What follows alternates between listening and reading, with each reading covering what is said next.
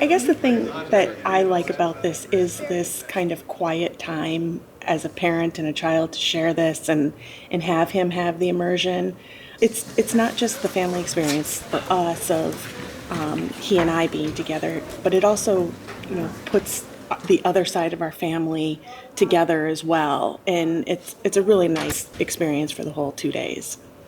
I did ask Dan's sister, who was 3 years younger and not a bass player, how she felt about coming because we brought her every year too.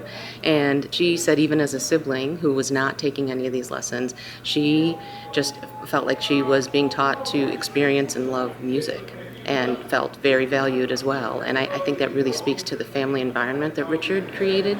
Richard knows everyone. He knows your students, he knows their siblings, he knows the family, and so even siblings who aren't participating feel valued and important and can enjoy the music. It's been kind of a bonding experience for my daughter and me every year for 5 years, so it's been really a nice privilege.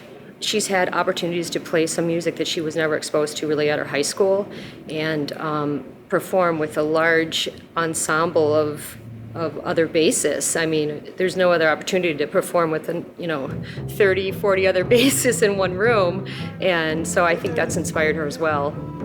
You are with everyone in this family environment, and you can catch people in the hall, you can catch them at lunch. It's not just that you're running in for a quick lesson or learning something.